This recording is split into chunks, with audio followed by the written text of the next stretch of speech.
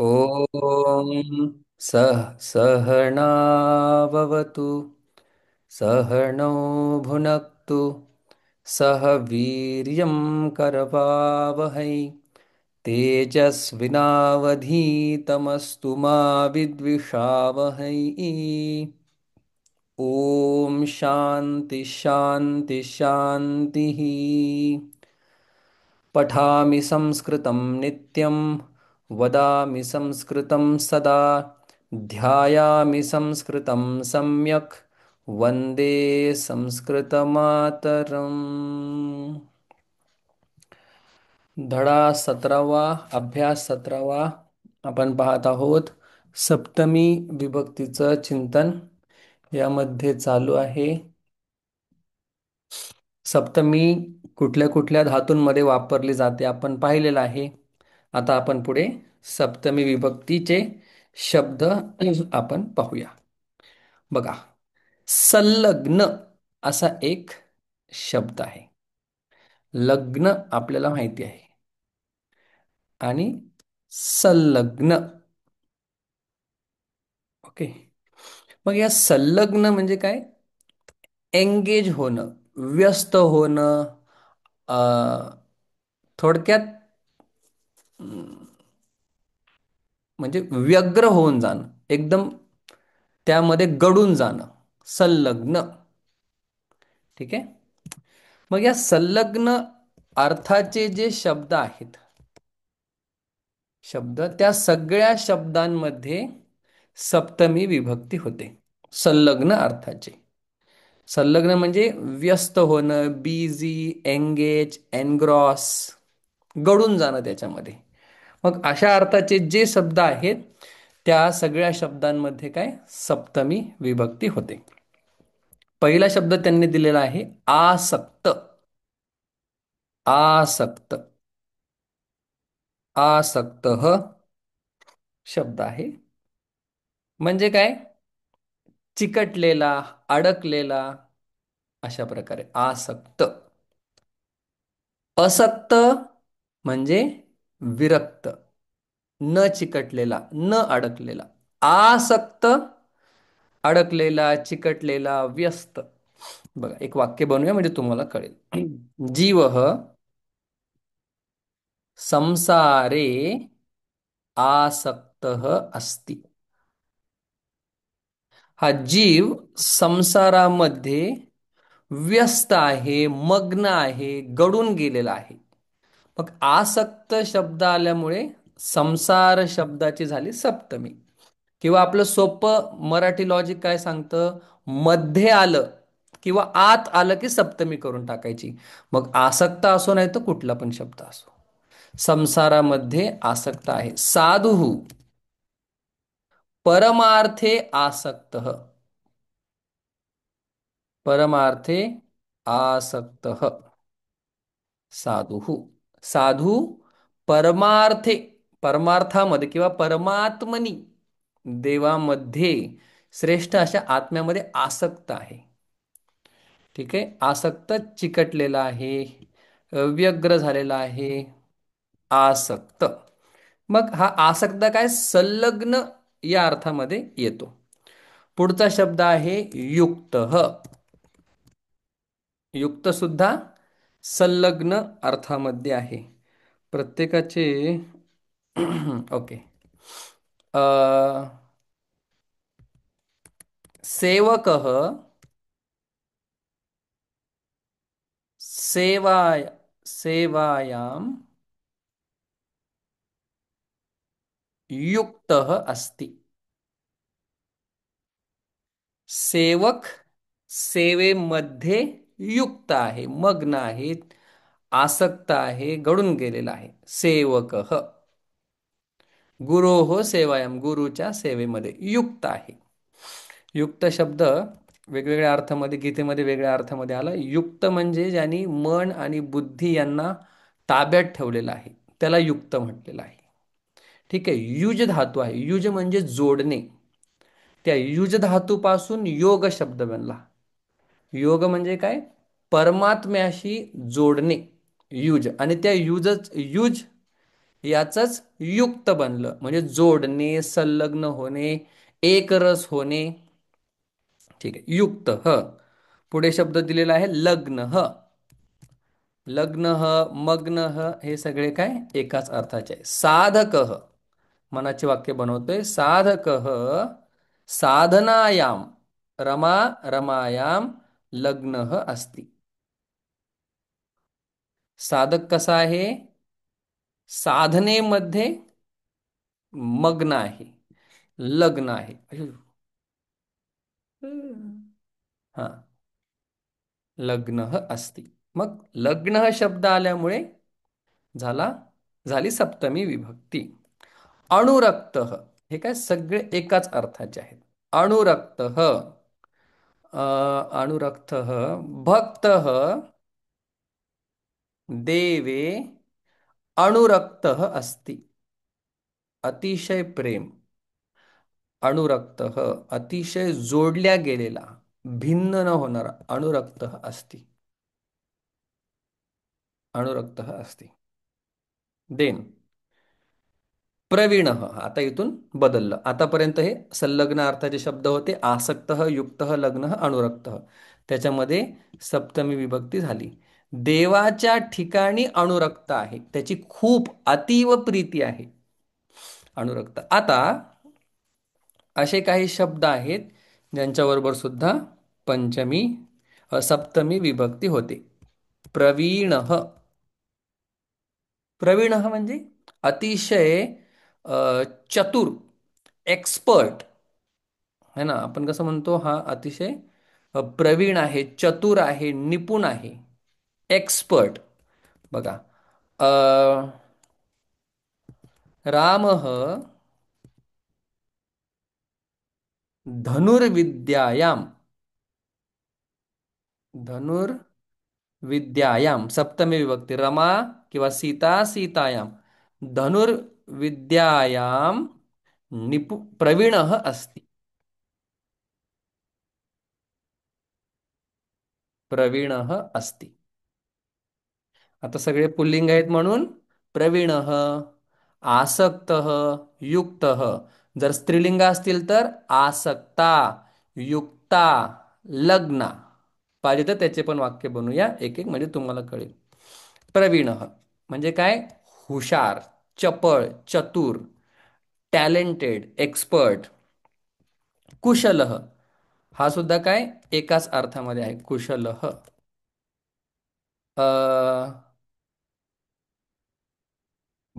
कृष्ण, कृष्ण लीलायाम, लीला करण्यामध्ये अत्यंत कुशल, अत्यंत हुशार, अत्यंत एक्सपर्ट, कुशल अस्ति. कृष्ण लीलायाम, लीला करण्यामध्ये अतिशय कुशल आहे. कुशल. पुढे आहे शब्द निपुण, निपुण. तर निपुण, कोण निपुण आहे? एकलव्य, एकलव्य,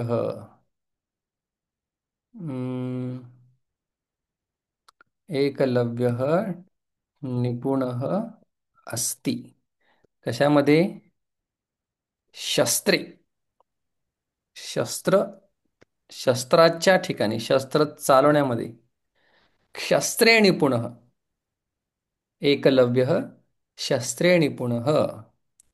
धनुर्विद्या आपण आधीच लिहिले, त्याच्यामुळे पुन्हा लिहित नाही मी. लीलायाम झाली सप्तमी, षष्ठी ही पण झाली सप्तमी. काय म्हणताय संतोष दादा? मी आज नाही, बरं ठीक आहे. शस्त्रे निपुण. मग हे सगळे शब्द असे, समजा चतुर सुद्धा काय याच अर्थामध्ये, प्रवीण, कुशल, निपुण या अर्थामध्ये जर शब्द असतील, त्याला म्हटलंय चतुर अर्थवाले. वरचं काय होतं? संलग्न असणार अर्थामध्ये, आणि हे चतुर अर्थामध्ये.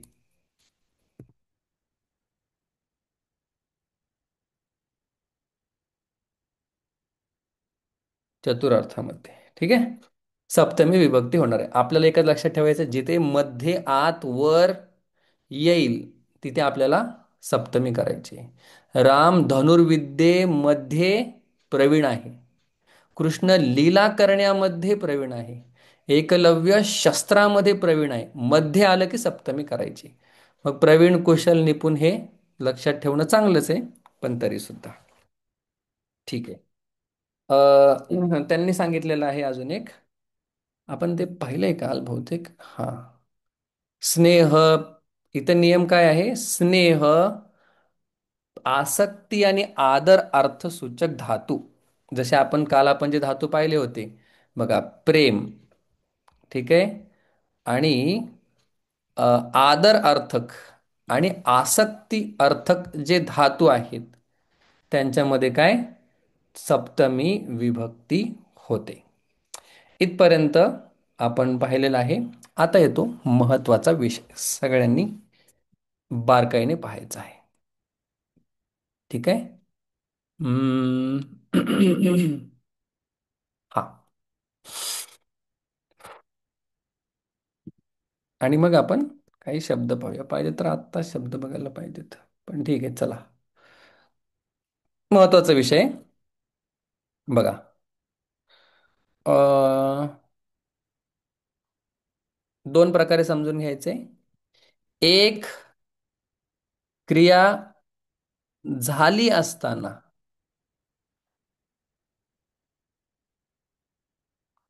दुसरी क्रिया होते. एक क्रिया झालेली आहे आणि त्यानंतर दुसरी क्रिया होते. आता हा हा जो अर्थ आहे हा थोडासा गौण आहे. आपल्याला वेगळ्या पद्धतीने पण समजून घ्यायचा. पहिल्या सोप्या पद्धतीने आपण समजून घेऊया. लक्ष द्या. एक क्रिया झाली असताना जेव्हा दुसरी क्रिया होते, जेव्हा दुसरी क्रिया होते त्यावेळी त्यावेळी कर्ता, ऐका, आणि ऐका ऐका, कर्ता आणि कृदंत, थोडंसं अवघड आहे, कृदंत शब्दामध्ये सप्तमी होते. पुन्हा सांगतो. पहिला आपण याला आता एक नाव देऊया. ह्याला नाव देऊया सती सप्तमी. म्हणजे सती शब्दाचा प्रयोग या ठिकाणी केला जाणार आहे वाक्यामध्ये. ठीक आहे. ह्याला आपण नाव दिलं सती सप्तमी. काय आहे सती सप्तमी?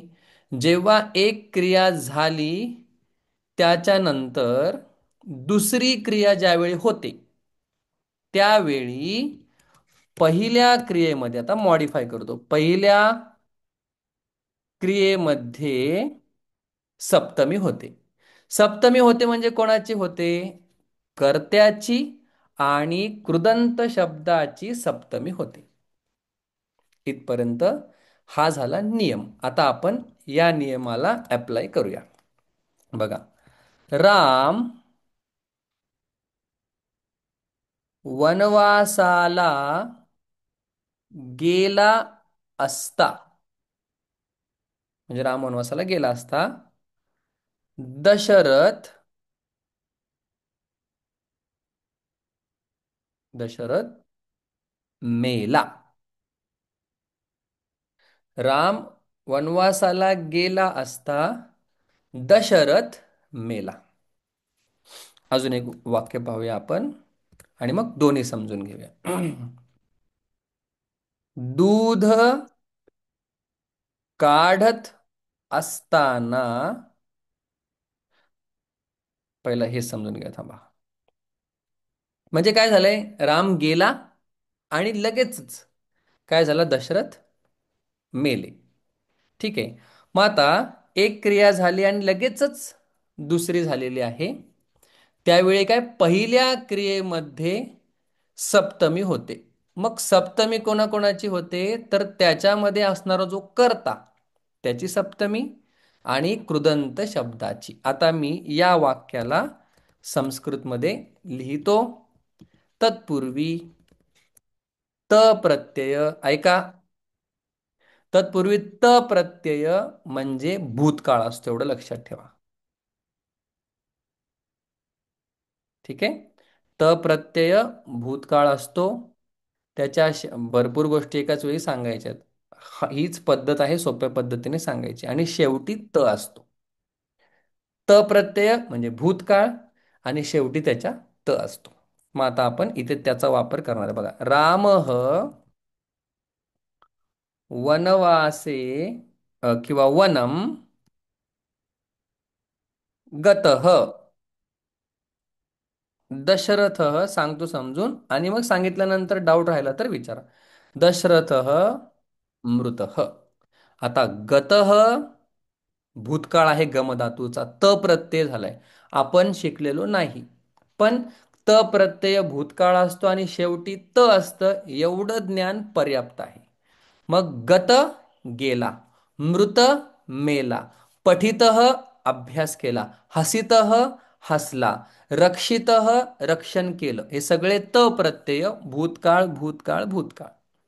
मग बघा दोन क्रिया आहेत. एक राम वनात गेला आणि दशरथ मेला. दोन क्रिया आहेत. मग ज्यावेळी आपण सती सप्तमी वापरतो त्यावेळी सती शब्द आलाय आता.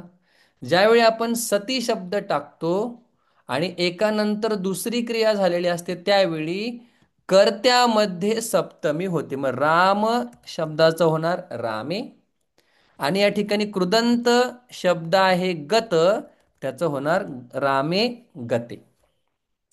रामे वनम गते सती दशरथः मृतः. याचा अर्थ काय? राम वनात गेला असता. राम वनात गेला असता दशरथ मेला. ठीक आहे. एका उदाहरणाने समजून घ्या. जेवढं तुम्हाला समजेल त प्रत्ययाच्या वेळी अजून क्लिअर होईल. त प्रत्यय भूतकाळ, शेवटी त शिल्लक राहतो. मग या ठिकाणी राम हा काय आहे? कर्ता आहे म्हणून झाली सप्तमी. गत हा त प्रत्यय आहे. तो कृदंतामध्ये मोडला जातो म्हणून त्याची झाली सप्तमी. राम वनात गेला असता दशरथ मेला. ही एक पद्धत समजून घ्यायची जी या पुस्तकामध्ये दिलेली आहे. एक क्रिया होने के बाद दूसरी क्रिया होती है तब पहली क्रिया में कर्ता और कृदंत में सप्तमी विभक्ती होती असं त्यांनी सांगितलेलं आहे. ते आपण समजून घेतलं. आता परंपरेने म्हणजे गुरुकुलात कसं सांगितलं जातं ते पण आपण पाहूया. असंच सांगितलं जातं पण थोडंसं वेगळ्या पद्धतीने सांगतात. जेव्हा एक क्रिया, ऐका थोडंसं अवघड आहे हं. जेव्हा एक क्रिया दुसऱ्या क्रियेची द्योतक होते. दुसऱ्या क्रियेची द्योतक, द्योतक म्हणजे पण सांगतो द्योतक होते. आता काही शब्द सगळेच नाही सांगता येतो, प्रयत्न करतो. द्योतक होते तेव्हा पहिल्या क्रियेमध्ये सप्तमी होते. मग कुठे होते?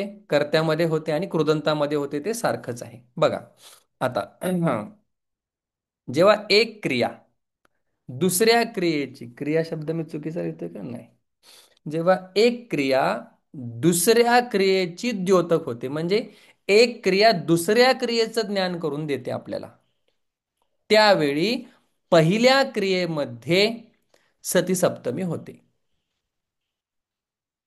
उदाहरण सांगतो, कळणार आहे, चिंता नसावी. दूध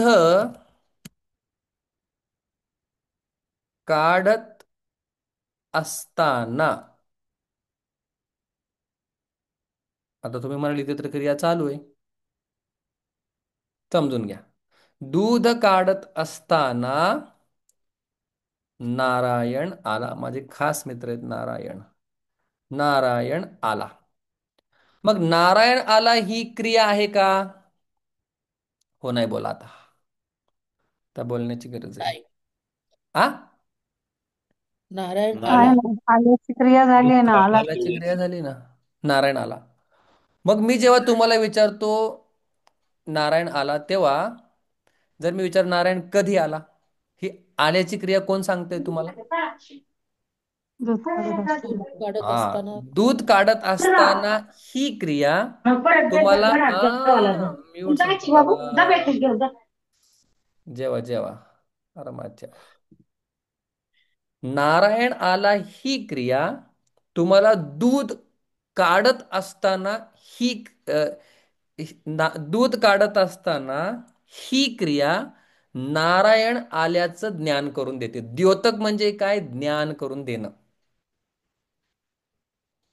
ठीक आहे. द्योतक म्हणजे ज्ञान करून देणं.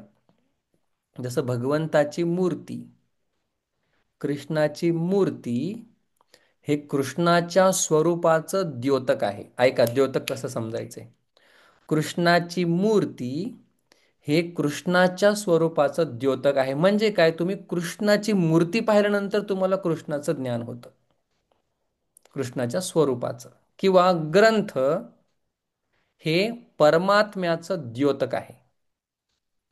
अजून सोपं सांगायचं म्हणजे भारताच्या झेंड्यामध्ये असणारा पांढरा रंग शांतीचं द्योतक आहे. म्हणजे पांढरा रंग शांतीचं ज्ञान करून देतो. तसं जेव्हा एक क्रिया दुसऱ्या क्रियेचं द्योतक होतं त्यावेळी सती सप्तमी आपण वापरतो. मग नारायण आला या ही जी क्रिया आहे, हे आपल्याला कोण सांगतं? नारायण आला. पण कधी? नारायणाच्या येण्याच्या क्रियाचं द्योतक कोण आहे? दूध काढत असताना. काढत असताना. दूध काढत असताना तो आला. ठीक आहे. मग आता दूध काढत असताना तर हे वाक्य तर मराठीत सांगितलं मी. हा, दुग्धे. मग आता पहिल्या क्रियेमध्ये काय होणार? सप्तमी. दुग्धे दुहिते सती. दुहिते, दूध काढणे. दुग्धे दुहिते सती नारायण आगत. नारायण आला. किंवा आगच्छत पण चालेल. आपलं अपठत आगच्छत. दुग्धे दुहिते सती नारायण आगत. दूध काढत असताना नारायण आला. अशा प्रकारे ही सती सप्तमी आहे. मग पुस्तकात सांगितलेलं आहे एक क्रिया झाल्यानंतर दुसरी. पण एक क्रिया झाल्यानंतर दुसरी सांगायसाठी आपल्याकडे त्वा प्रत्यय सुद्धा आहे. त्याच्यामुळे हे माझे गुरुजी, त्यांना मी विचारलं बरं का शिकवायच्या आधी. कारण की सती सप्तमी 8-10 वर्षापूर्वी शिकलेलो आहे.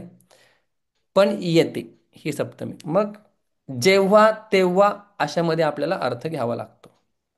की जेव्हा दूध काढत होतो त्यावेळी नारायण आला. जेव्हा राम वनवासात गेला तेव्हा दशरथ मेले. असं मराठीत अर्थ घ्यावा लागतो. किंवा इंग्लिशमध्ये सुद्धा, when Rama went to forest Dasharatha died. मग दशरथ कधी मेले? या क्रियेचं द्योतक काय आहे? राम वनवासात गेले असता. म्हणजे म्हणजे एका सर सूचित क्रियेचं करणं झालं ना. एका क्रियेची दुसरी क्रिया द्योतक होते त्यावेळी आपण सती सप्तमी वापरतो. सती सप्तमीमध्ये सती शब्द येणं अत्यंत आवश्यक आहे. आणि पहिल्या क्रियेमध्ये कृदंत आणि कर्ता ह्याच्यामध्ये सप्तमी होते. बोला, काहीतरी म्हणलं कोणतरी. नाही म्हणजे ते थोडक्यात सूचित होणं असं आहे ना ते. द्योतक होणं, सूचित होणं, ज्ञान करून देणं असा अर्थ आहे त्याचा. अच्छा. हम्म. म्हणजे सती हा कंपल्सरी शब्द यायलाच पाहिजे. यायला पाहिजे. तो त्याला हो. प्रायोगिक म्हणतात. म्हणजे त्याचा प्रयोग आपल्याला पाहायला मिळतो बऱ्याच ठिकाणी आणि ग्रंथांमध्ये. फक्त पहिलं वाक्य बदलतं, दुसरं वाक्य दुसरं वाक्य नाही. नेहमीप्रमाणेच आपलं नारायण आगत ही तसंच क्रिया, राहतं. हो. त्याचा द्योतक जो आहे त्या द्योतकामध्ये सप्तमी होते. किंवा पहिल्या क्रियेमध्ये सप्तमी होते. सप्तमी होते. ठीक आहे. अं, चालते. कळालं ना? पुन्हा हो. ऐका क्लास, म्हणजे तुम्हाला अजून कळेल. बघा, आता काही शब्द त्यांनी दिलेले आहेत. पहिला शब्द आहे स्नेह. स्नेह. स्नेह सुद्धा काय करतोय आपल्याला? प्रेम हा अर्थ सांगतो. मग आपण काय म्हटले? जेव्हा लिहितो इथे, चला वर लिहितो. ज्यावेळी आपण प्रेम, आसक्ती, आसक्ती आणि आदरवाचक धातू असतील. आदरवाचक धातू किंवा शब्द आणि आदरवाचक हं, म्हणजे ज्याच्यातून आदर व्यक्त होतो असे धातू आहेत. जसं आद्रियते हा जो धातू याच्यातून काय व्यक्त होतं? त्याच्यातून आदर व्यक्त होतो. आदरवाचक धातू आणि शब्द जर असतील, धातू आणि शब्द असतील तर सप्तमी विभक्ती होते. मग धातू आपण पाहिलेला आहे स्निह्यती हा धातू आहे किंवा अभिलषती हा सुद्धा काय इच्छा करणे, आसक्ती करणे. म्हणजे प्रेम अर्थामध्ये इथे लिहितो चला असतील तर. प्रेम अर्थामध्ये धातू काय आहे? स्नेह, ते आपण पाहिलं त्या दिवशी. आसक्ती अर्थामध्ये काय आहे? अभिलषती किंवा इच्छती, है ना? हा पण किंवा इहते, इच्छा करणे, हे काय आसक्ती अर्थामध्ये त्यांच्यामध्ये सप्तमी होणार. आणि आदरमध्ये आपण काल पाहिला आद्रियते. येते ना लक्षात काय चाललंय?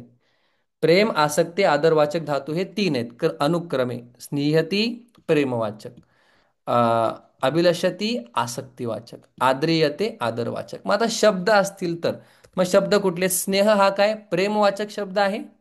मग ह्याच्यामध्ये सुद्धा काय होणार? सप्तमी होणार. म्हणजे त्यांनी दिलेलंच उदाहरण पाहूया. मई किंवा आपण पण बनवू शकतो पुत्रे स्नेह अस्ति. मला तर हे सोपं वाटतं की वर ज्या ज्या ठिकाणी येईल, वर आतमध्ये सप्तमी करून टाका. पुत्रे मम पुत्रे स्नेह असती. माझं पुत्राच्या ठिकाणी पुत्रात काय आहे? स्नेह आहे. स्नेह. मग रती ही सुद्धा शब्द आहे, या पाठामध्ये जाणार आहे. रती ही विश्वास. एक एक पाहूया आपण. दुसरा शब्द दिलेला आहे विश्वास. मग विश्वास असताना सुद्धा सप्तमी होते, आपण काल पाहिलं. विश्वस्थिती धातू पाहिला, हा विश्वास वाचक शब्द आहे. रामे रामावर विश्वास अस्ति. रामामध्ये रामावर विश्वास आहे. विश्वास अर्थक धातू आहे. पुढे अं, दिलेला आहे अभिलाष.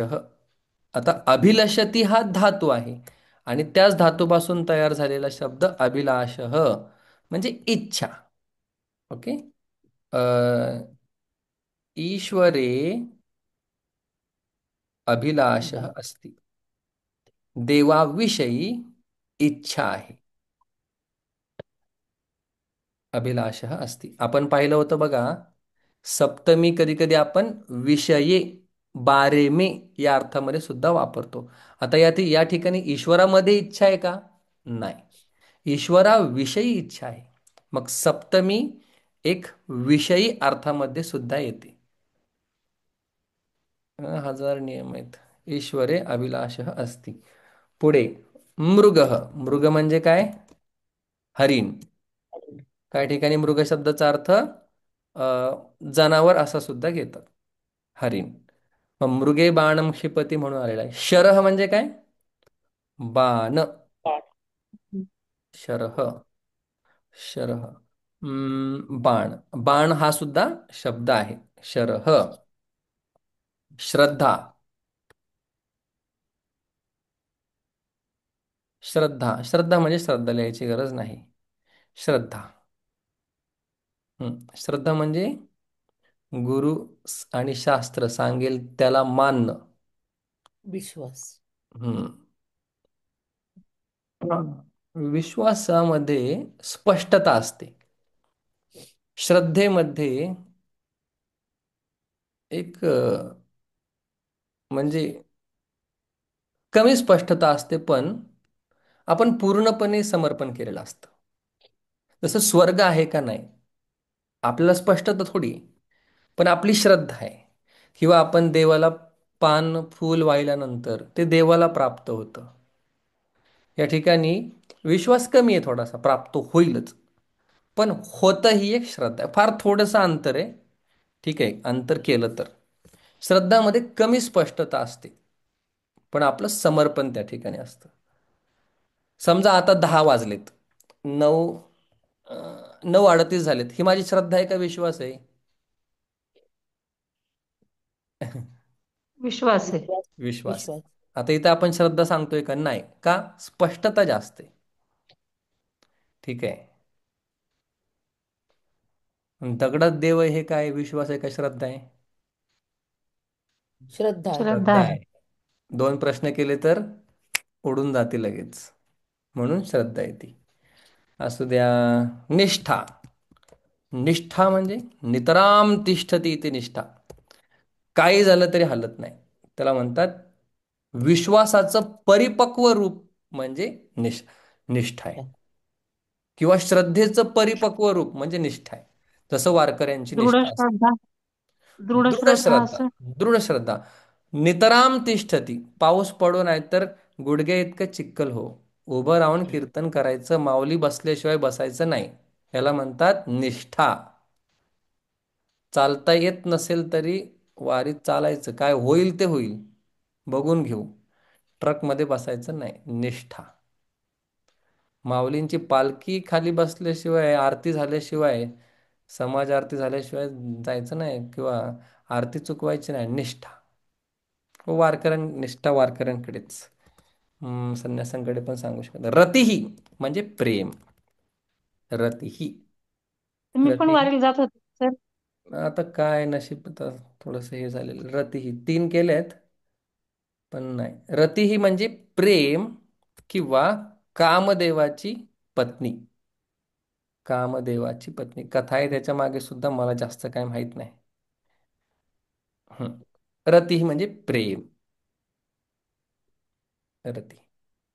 बस हे काही शब्द आहेत याच्यामध्ये. अशा प्रकारे हा धडा संपलेला आहे. अं, वाक्य आपण लगेच आता पाहणार आहोत. ठीक आहे. ठीक आहे. आय थिंक क्लिअर आहे एवढं. मग विश्वास, श्रद्धा अर्थाच्या धातूंमध्ये षष्टी सप्तमी होते. ते आपण आता वाक्य लिहिताना आपल्याला कळून येईल.